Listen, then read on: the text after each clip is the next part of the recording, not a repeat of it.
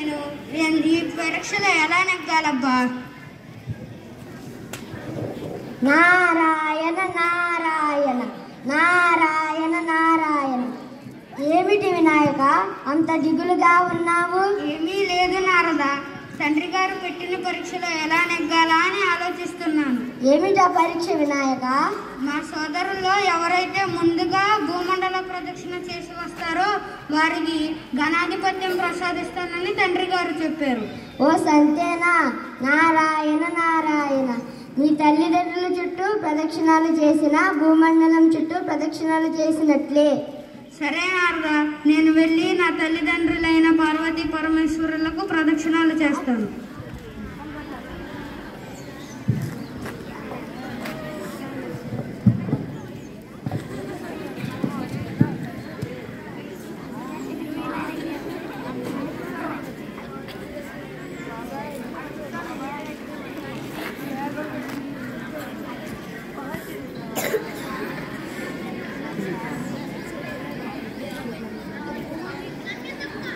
నా భూమండల ప్రదక్షిణాలు ముగిశాయి కాబట్టి తల్లిదండ్రుల దగ్గరికి వెళ్ళి ఆశీర్వాదం తీసుకుంటారు. నా భూమండల ప్రదక్షిణలు అయిపోయాయి కాబట్టి నాకు ఘనాధిపత్యం ప్రసాదిస్తానని చెప్పారు కదా తండ్రి గారు. తదాస్తు. ఏమిటి వినాయక, అప్పుడే నీ భూమండల ప్రదక్షిణాలు అయిపోయాయా? ఏమిటి సోదరా, ఇంత ఆలస్యం చేశావు? అలా ఎలా తొందరగా పూర్తి చేయగలిగావు సోదరా? మనం తల్లిదండ్రులు దైవంతో సమానం కాబట్టి భూమండలం చుట్టూ ప్రదక్షిణాలు చేసిన తల్లిదండ్రుల చుట్టూ ప్రదక్షిణాలు చేసినా ఒక్కటే. బలా సోదరా, ఈ పరీక్షలో నువ్వే నెగ్గావు. నా ఓటమిని అంగీకరిస్తున్నాను.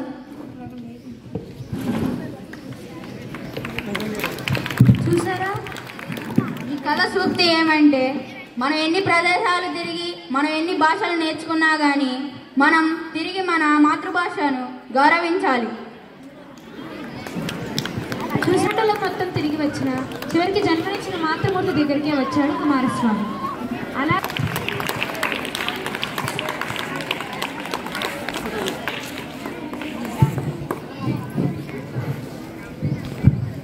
గౌరవనీయులు విద్యాలయ ప్రధానాచార్యులు శ్రీ యదునంద సార్ గారు మరియు మన విద్యాలయ వరిష్ఠ ఉపాధ్యాయులు శ్రీ ఆదినారాయణ సార్ గారు, నాతోటి వేదికను అలంకరించినటువంటి నాగయ్య సార్ గారు, నాతోటి ఈ సమావేశానికి విచ్చేసినటువంటి మరి గురువర్యులు అందరికీ, తర్వాత ఆఖరిగా విద్యార్థులకు అందరూ కూడా తెలుగు భాష దినోత్సవ శుభాకాంక్షలు.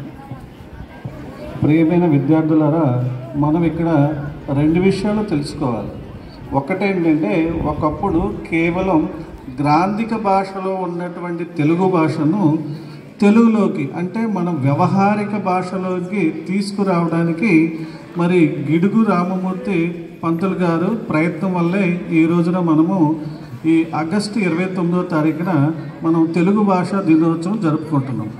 కానీ చాలామంది ఈ గిడుగు రామమూర్తి గారి గురించి చెప్పారు. నేను కొద్దిగా ఈ తెలుగు భాష ఏంటి, అసలు ఎలా, ఏ మార్గాల ద్వారా, ఏ పద్ధతుల ద్వారా తెలుగు భాష ఏర్పడిందని సింపుల్గా కొన్ని మాటలు మీకు చెప్తాను. అసలు మన తెలుగు భాష అనేది ఏంటంటే 5 రకాల మార్గాల ద్వారా, పద్ధతుల ద్వారా ఏర్పడింది. మన మొదట ఏంటంటే తెనుగు, తెలుగు, తెలుగు, తెనుగు, తెనుంగు, తెలుగు. ఇప్పుడు మనం తెలుగు అని చక్కగా పిలుచుకుంటున్నాం. ఈ తెలుగు అనే పదం ఏంటంటే 5 రకాల పద్ధతుల ద్వారా ఏర్పడింది. మీ అందరికీ తెలిసే ఉంటుంది, చాలాసార్లు క్లాస్లో కూడా చెప్పాను. తత్సమాలు, తద్భవాలు, దేశ్యాలు, గ్రామ్యాలు. తత్సమాలంటే సంస్కృత ప్రాకృత భాషలకు సమానమైన పదాలు తెలుగులో ఉంటే వాటిని తత్సమాలు అంటాం. వాటిలో మనం సింపుల్గా చెప్పాలంటే ప్రకృతులు అంటే అందరికీ అర్థమవుతుంది.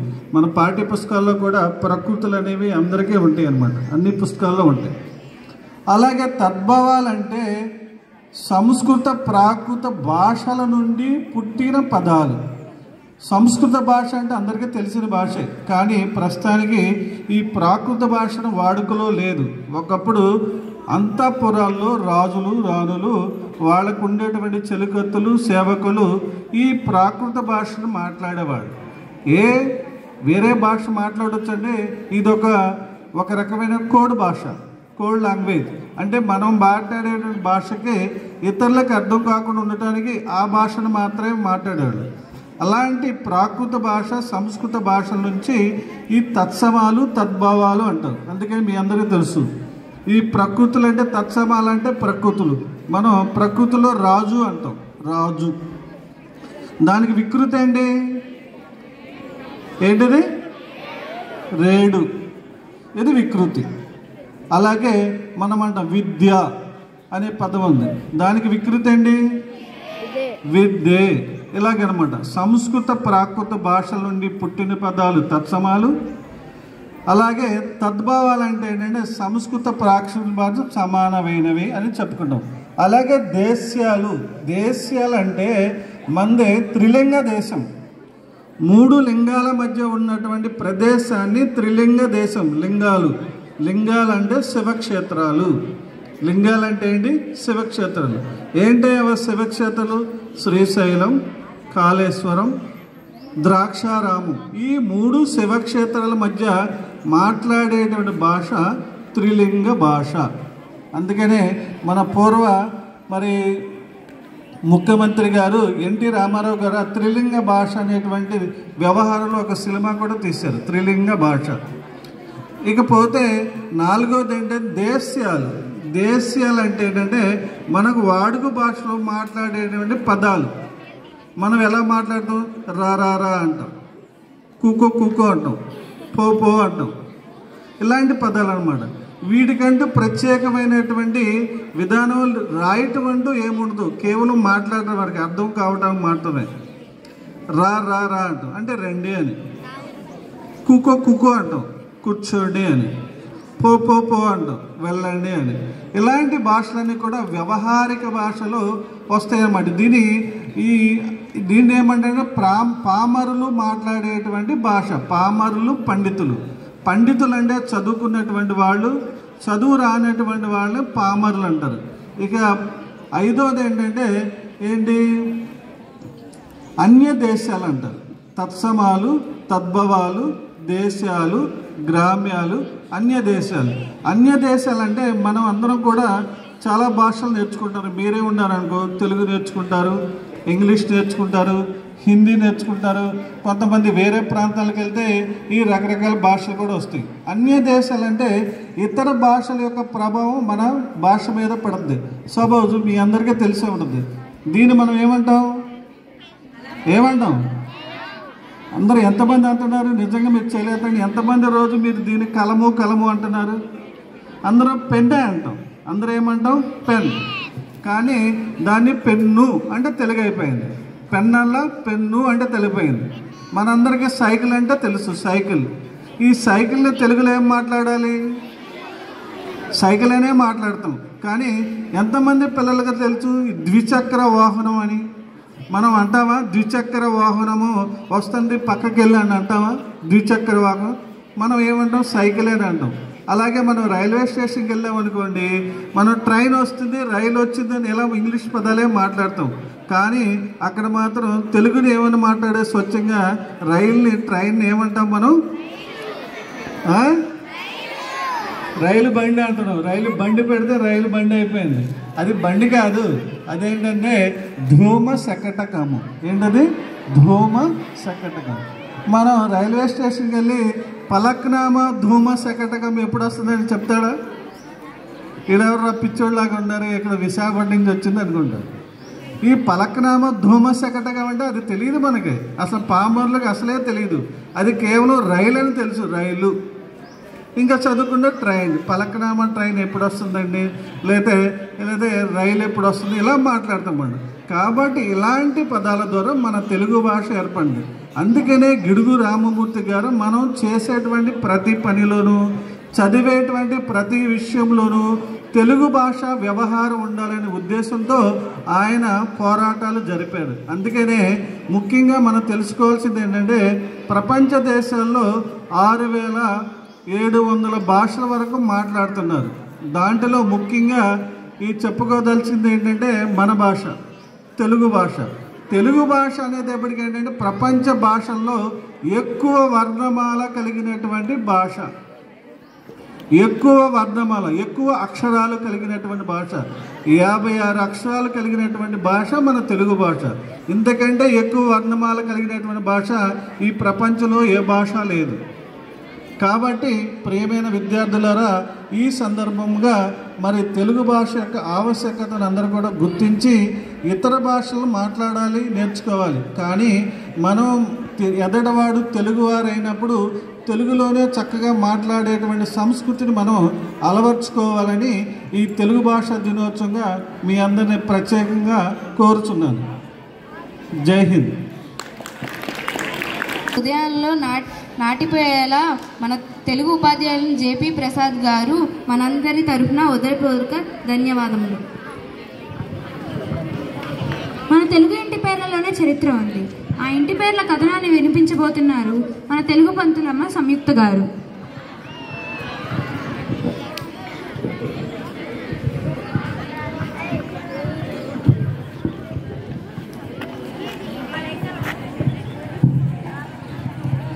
సరదాగా ఇంటి పేర్ల పురాణం మీకోసం, మీ అందరి కోసం.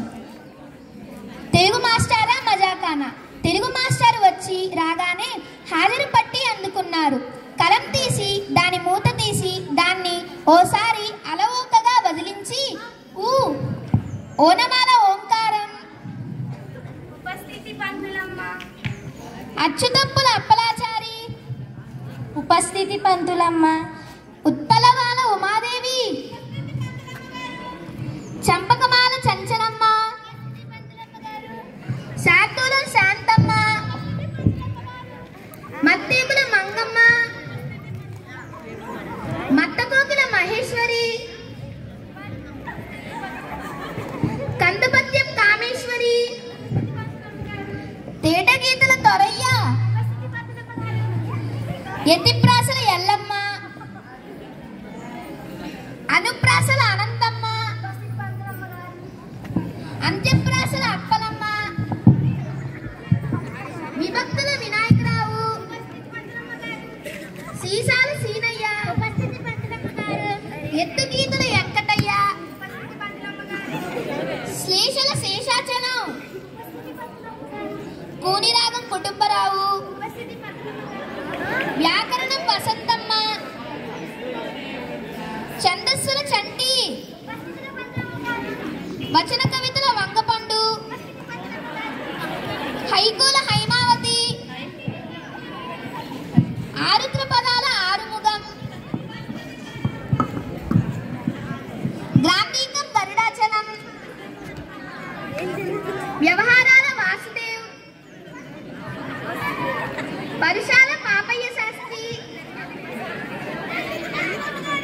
సరళాక్షరం సన్నమామ, అరసన్నల ఆదిలక్ష్మి, నిండు సున్నా నిత్యానందం,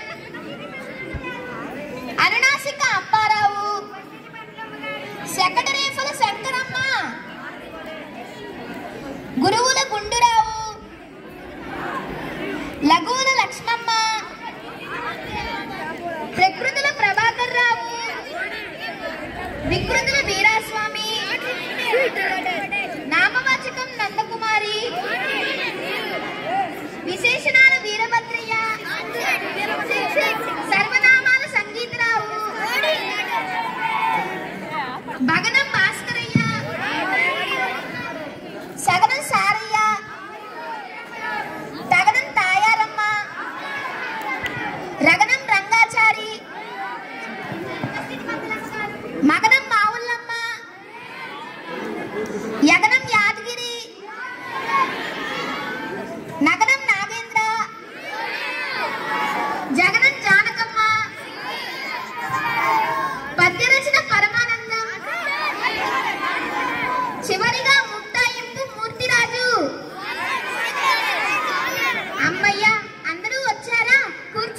కూర్చోండి. ఏదోనర్రా, ఈరోజు మీకు వ్యాకరణం పాఠం చెబుదామనుకున్నాను. ఇదిగో ఇలా సరిపోయింది. సర్లే, రేపు చూసుకుందాం. ఈ రోజుకి ఇలా, అదిగో గంట కూడా కొట్టేశారు. ధన్యవాదములు. ముందు అద్భుతంగా చెప్పారు. పంతులమ్మ గారికి మనఃపూర్వక ధన్యవాదాలు. మన తెలుగు భాష అక్షరాలు అందం చూపిస్తుంది. అ, ఆ, ఇ, ఉ, ఏ, ఐ, ఓ. ఈ తెలుగు తల్లి ఈ అక్షరాల మాధుర్యాన్ని నృత్యం ద్వారా చూపించడానికి 7వ తరగతి విద్యార్థులను వేదికపైకి ఆహ్వానిద్దాం. తెలుగు తల్లి తెలుగు భాష అక్షరాల అందం చూపిద్దాం.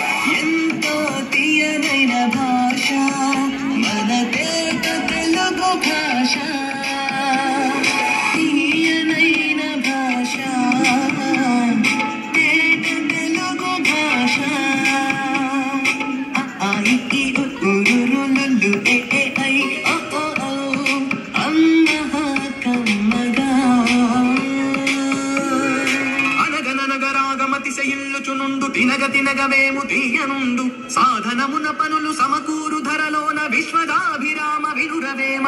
ఇది పద్యం. తెలుగు భాషకే దక్కిన వైవిధ్యం, మరే భాషకి లేదు ఈ విద్యం. చదివితే అత్యంతం పద్యం, చూడగ లోకమంతా చోద్యం, నవరస భరితం మన పద్యం.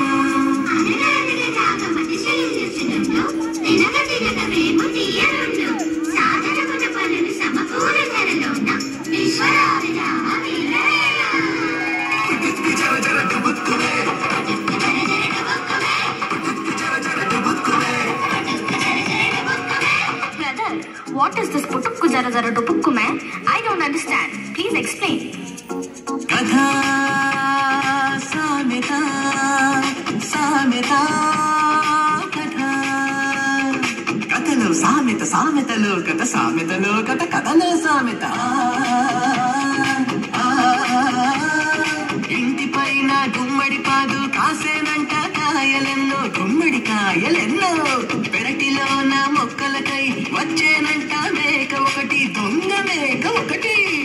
చిలిపి ఉడత ఒకటి వచ్చి కరికనంట గుమ్మడికాయ, పుట్టుక్కున అది జర జర జర జర జారి వచ్చి దొర్లనంట మేక పైన టుబుక్కున. దెబ్బ కూరిసే దొంగ మేక మే, పుట్టుక్కు జర జర టుబుక్కు మే మే.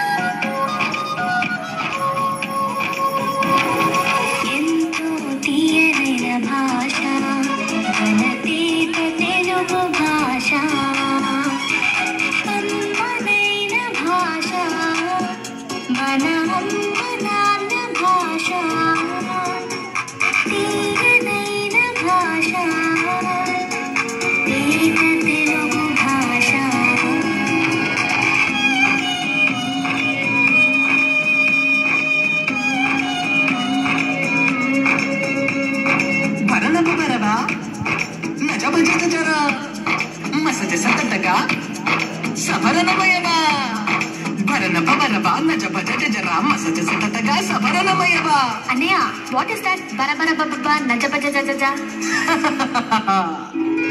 ఛందస్సు ఇది ఛందస్సు, తెలుగు భాషకిది తేజస్సు, తెలుగు పాటకిది భుషస్సు, కణాలతో పద్యగుణం తెలిపే మేధస్సు. ఛందస్సు ఇది ఛందస్సు.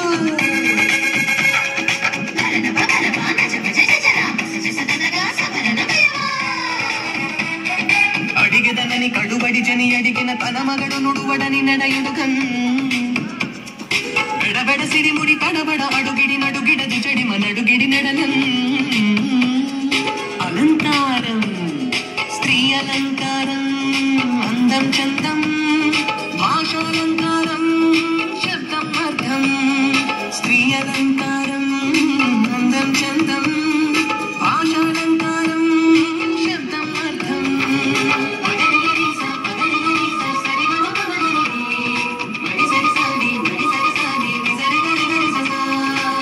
నీ మోము చంద్రబింబం వలె అందముగానున్నది నీ మోము చంద్రబింబమా అన్నట్లున్నది అలంకారం శబ్దాలంకారం అర్థాలంకారం శబ్దాలంకారం అర్థాలంకారం శబ్దం అర్థం రెండు కలిపితే భాషాలంకారం మన భాషాలంకారం తెలుగు భాషాలంకారం శబ్దాలంకారం అర్థాలంకారం శబ్దాలంకారం అర్థాలంకారం కమ్మనైన మన అమ్మ భాషకు అందమలంకారం అందమలంకారం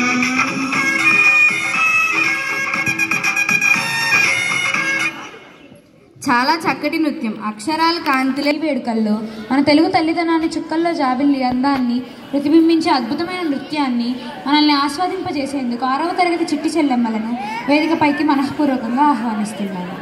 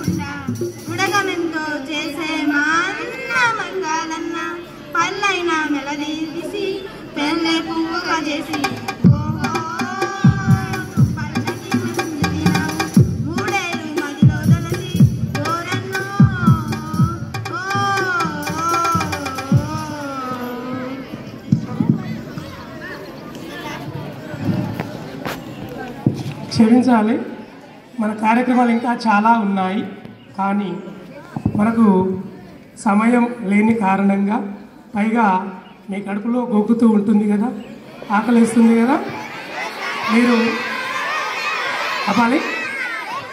అయితే ఇక్కడ మనకు చాలామంది పిల్లలు సాధన చేశారు. మీ సాధన కృషి ఊరికే పోదు.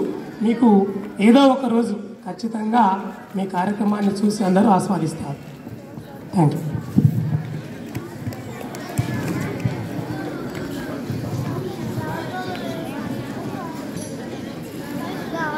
గౌరవనీయులైన ఉపాధ్యాయులు మరియు విద్యార్థులు, ఈరోజు ఈ మాతృభాషా దినోత్సవాన్ని జరుపుకోవడానికి ఇక్కడ సమావేశమైనటువంటి అందరికీ కూడా మాతృభాష దినోత్సవ శుభాకాంక్షలు. ఈ మాతృభాష ప్రతి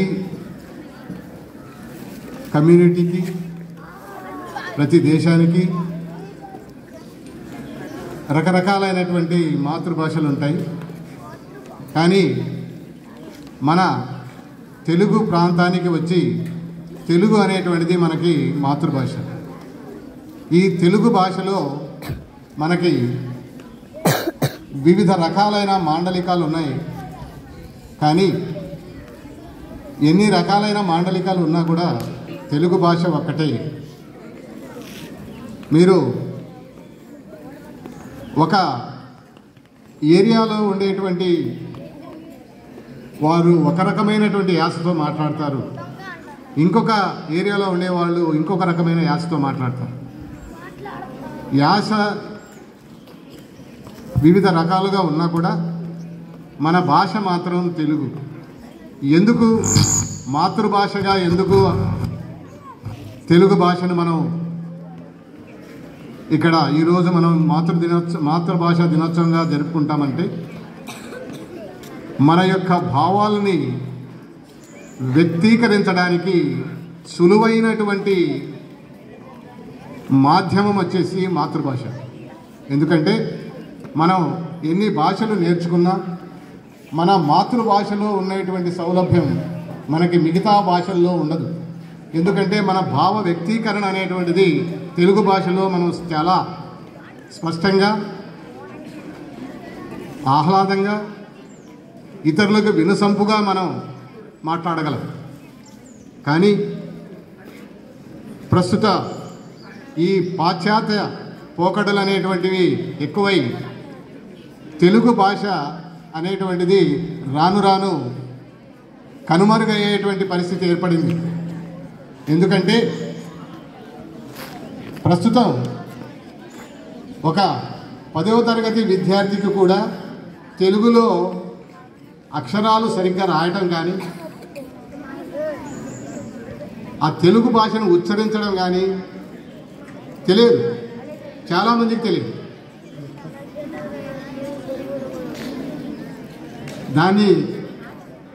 దానికి ముఖ్య కారణం ఏమంటే, మీరు ఏదైతే మీ తెలుగు భాష అనేటువంటి దాన్ని మనం ఈరోజు మాతృభాషగా దినోత్సవంగా జరుపుకుంటున్నామో దాన్ని మాట్లాడేటప్పుడు స్పష్టంగా మాట్లాడటం, అదేవిధంగా ఇతరులకు అర్థమయ్యేటట్టు మాట్లాడటం,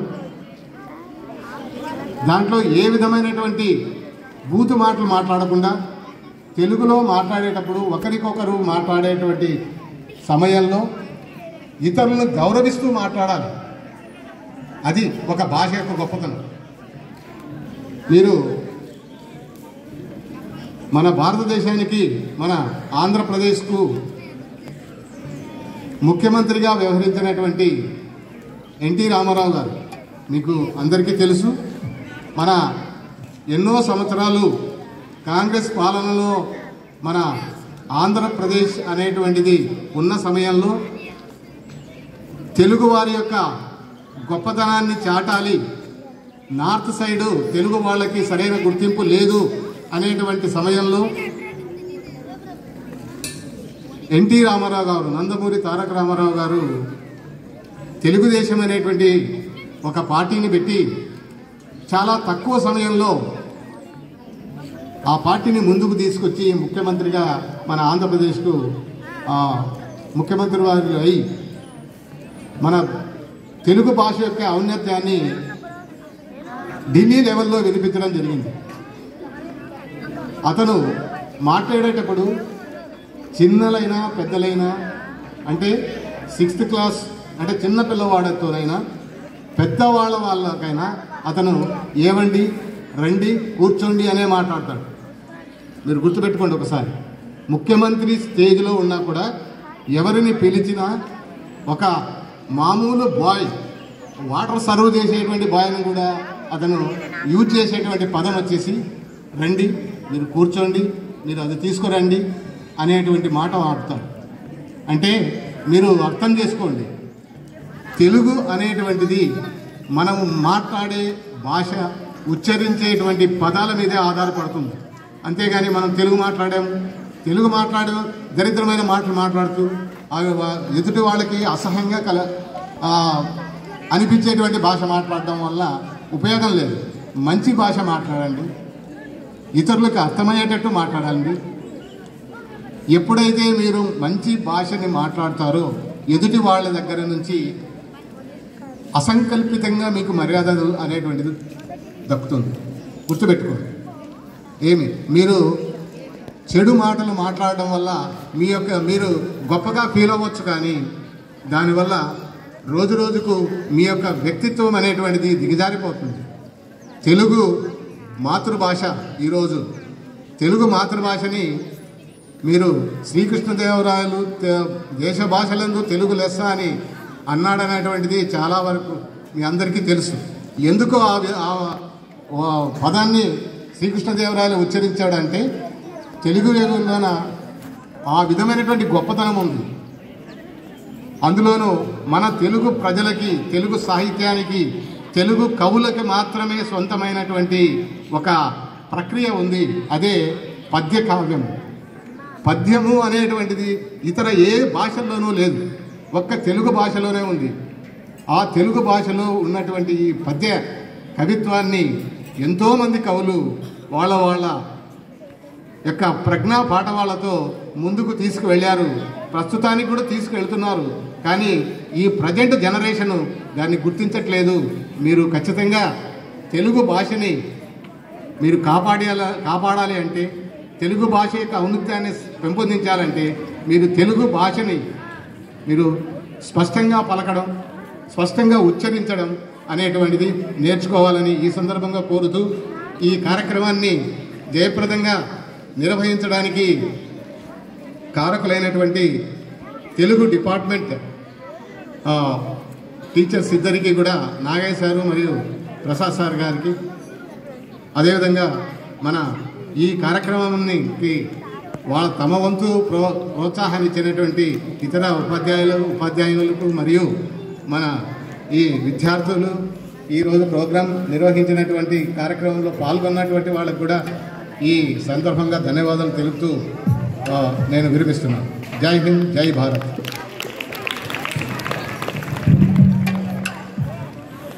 అనుభవం అనే ఆభరణం, జ్ఞానం అనే శక్తి, ఈ రెండు గుణాలు సమ్మేళనమే మన వర్షిత ప్రధాన ఉపాధ్యాయులు గారికి ధన్యవాదములు.